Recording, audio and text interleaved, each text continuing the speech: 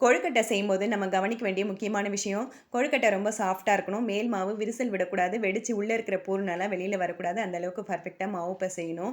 இந்த மாவ நம்ம அதிக அளவு காசு குடுத்து கடையிலேருந்து வாங்க வேண்டியதில்ல. ரேஷன் பச்சரிசியிலேயே ரொம்ப சாஃப்ட்டான கொழுக்கட்டை மாவு ரெடி பண்ணலாம். இதுக்கு 2 டம்ளர் ரேஷன் பச்சரிசி எடுத்து 1 மணி நேரம் தண்ணீல ஊற வச்சுட்டு, அலசி வடிகட்டிட்டு வெள்ள துணியில ஒரு 5 நிமிஷம் ஆற விட்டுறணும். ஃபேன் காத்துல ஆற விடக்கூடாது. இத மிக்ஸி ஜார்ல சேர்த்து நல்லா பவுடர் பண்ணிட்டு, சல்லடையில சலிச்சு எடுத்துக்கணும்.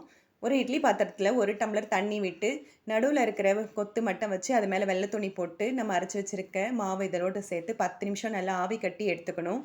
பாருங்க மாவு நல்லா வெந்து உதிரி உதிரியா வந்திருக்கு. இதுதான் பக்குவம். 1 டம்ளர் தண்ணீல கொஞ்சமா உப்பு சேர்த்து லைட்டா சூடு பண்ணிட்டு, எந்த அளவுக்கு நம்மளுக்கு மாவு வேணுமோ அந்த அளவுக்கு எடுத்துட்டு, அதில கொஞ்சம் கொஞ்சமா தண்ணி விட்டு நல்லா கொழுக்கட்டை மாவு பதத்துக்கு பெசஞ்சிட்டு, கையில உருட்டிட்டு நீங்க தட்டினீங்கன்னா ரொம்ப தின்னாவும் வரும். கையில எண்ணெய் கூட தடவ வேண்டியதில்ல. ஒட்டவே ஒட்டாது. இந்த மாவ ஃபேன் காத்துல ஆற வச்சுட்டு ஸ்டோர் பண்ணி எடுத்து வச்சுட்டீங்கன்னா, எப்போ கொழுக்கட்டை வேணுமோ அப்ப பண்ணிக்கலாம்.